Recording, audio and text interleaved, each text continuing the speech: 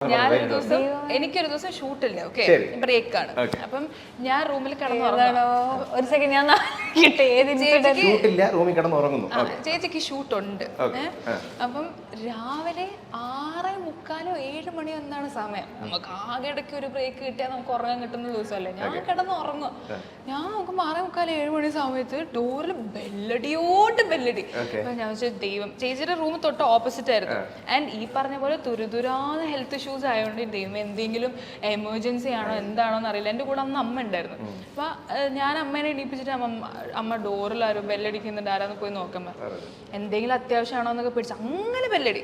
എന്നിട്ട് അമ്മ പോയി തുറന്നപ്പോല്ലേ ആന്റി പ്രിയല്ലേ. അപ്പൊ എനിക്കിത് റൂമിനകത്തുനിന്ന് കേൾക്കാം. അപ്പൊ ഞാൻ പെട്ടെന്ന് എഴുന്നേറ്റ് ഞാൻ പുറത്തേക്ക് പോയി.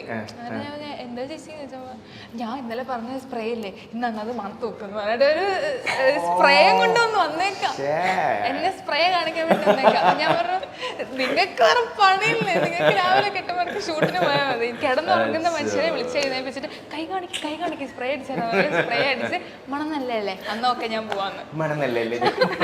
അല്ല എനിക്ക് ഷൂട്ടിന് പോണം, അതിന് മുന്നേ ഇത് തലേന്ന് ഡിസ്കസ് ചെയ്ത കാര്യമാണല്ലോ.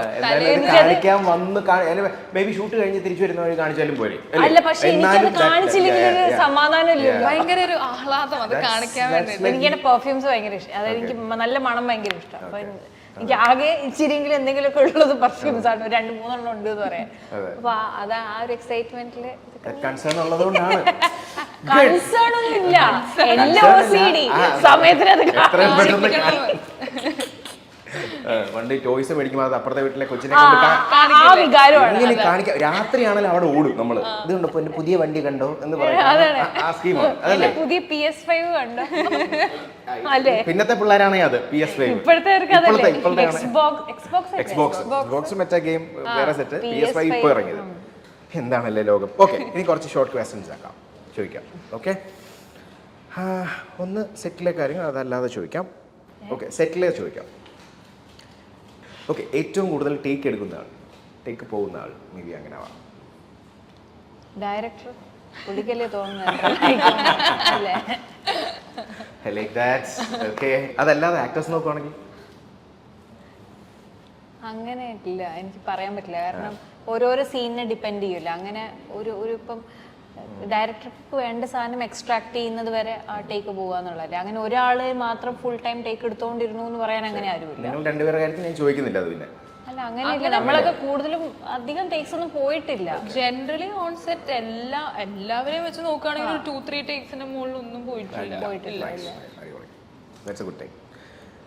സെറ്റിലെ ഫുഡിന്റെ കാര്യത്തിൽ ഏറ്റവും കൂടുതൽ ശ്രദ്ധ കൊടുക്കുന്ന ആൾ ആരാണ്?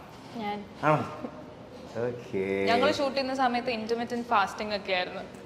അപ്പം 12 മണിയായാലേ ഫസ്റ്റ് മീൽ കഴിക്കുള്ളൂ, 6 മണിക്ക് മുന്നേ തീർക്കുകയും ചെയ്യും.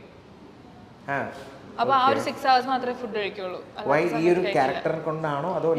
ഞാൻ ആക്ച്വലി എനിക്ക് ഒരു ഹെൽത്ത് ഇഷ്യൂ വന്നിട്ട് ഞാൻ ഭയങ്കരമായിട്ട് വണ്ണം വെക്കുന്നുണ്ടായിരുന്നു.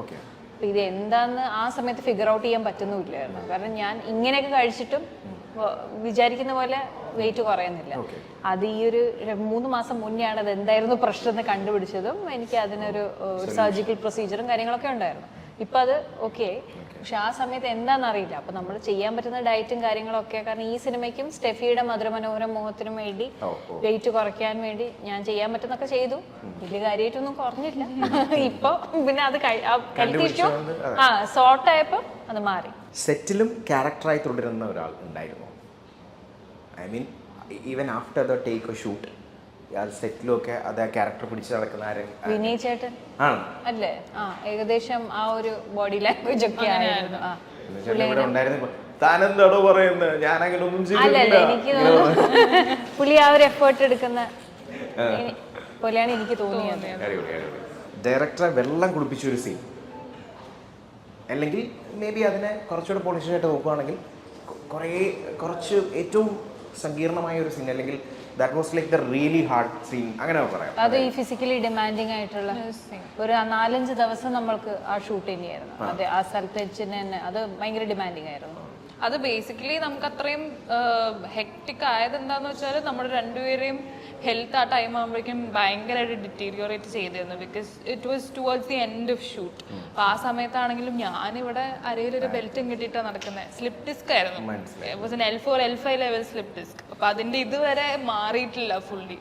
സോ ചേച്ചിക്കാണെങ്കിലും ഫൈനൽസിന്റെ സമയത്ത് പറ്റിയൊരു ലിഗമെന്റ് ടയറും പിന്നെ ബാക്കിന് പ്രശ്നം. എൻ്റെ ഡിസ്ക് പ്രൊട്രൂഡായി പുറത്ത്, ഇവിടത്തെ ഡിസ്ക്. അതായത് ബേസിക്കലി പറഞ്ഞാൽ പയ്യ. പിന്നെ ഒരു എന്തൊരു പ്രാണി അടിച്ചിട്ട് മേല് മൊത്തം വീർത്ത് അങ്ങനെ അലർജിക് റിയാക്ഷൻ അങ്ങനെ ഡെയിലി എന്തെങ്കിലുമൊക്കെ. പിന്നെ നമുക്ക് ഇത് ഒട്ടും കംഫർട്ടബിൾ ആയിട്ടുള്ള ഒരു എൻവയൺമെന്റിൽ ഷൂട്ട് ചെയ്തതല്ലേ ഞാൻ ഈ പറഞ്ഞ സീൻ. അപ്പൊ അത് കുറച്ച് എല്ലാരും പാടുപെട്ടു അല്ലേ. The terrains were very like irritating അല്ല, it was very difficult. Irritating അതൊക്കെ എന്തെന്ന്. അതിപ്പോ നമ്മള് സാധാരണ ഇപ്പൊ ഇങ്ങനെ ഇവിടെ ഒരു ഫിസിക്കലി സ്ട്രെനുവസ് ആയിട്ടുള്ള ഒരു പരിപാടി ചെയ്യാൻ പറഞ്ഞു കഴിഞ്ഞാല് അതിനൊരു ലിമിറ്റ് ഉണ്ട്.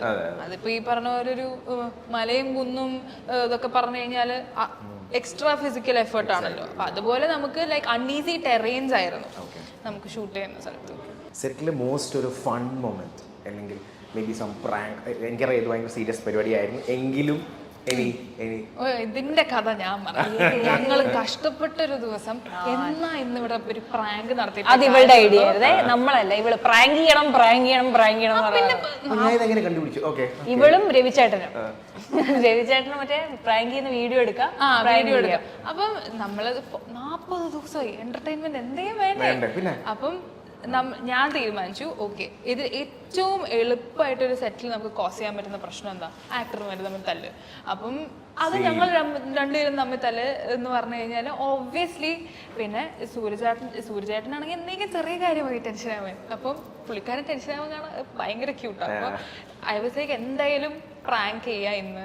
നമ്മൾ രണ്ടുപേരും എന്തെങ്കിലും പറഞ്ഞ് തല്ല് പിടിക്കുന്നു. എന്താ നമ്മൾ റീസൺ പറഞ്ഞത്, എന്തോ നമ്മൾ റീസൺ പറഞ്ഞ് നമ്മൾ രണ്ടുപേരും അങ്ങോട്ടും ഇങ്ങോട്ടും റീസൺ ഒരു ബിലീവബിലിറ്റി ഇല്ലാത്തൊരു. ഞാൻ ഇത്രേ പറഞ്ഞുള്ളൂ, ചേച്ചി you start shouting at me, I will also start shouting at you. അങ്ങനെ നമുക്ക് സെറ്റിൽ വെച്ച് ഭയങ്കര തല്ലാവും. അപ്പം എല്ലാവരും രവിചേട്ടനെ അറിയാം, അപ്പൊ he was in on it. നമ്മളത് ഷൂട്ട് ചെയ്യുന്നു എന്നുള്ള പരിപാടിയായിരുന്നു. ലാസ്റ്റ് മിനിറ്റ് ദിസ് ചേച്ചി ബാക്ക് ഔട്ട്. എനിക്ക് ചിരി വരും, ഞാനില്ല ഇല്ല.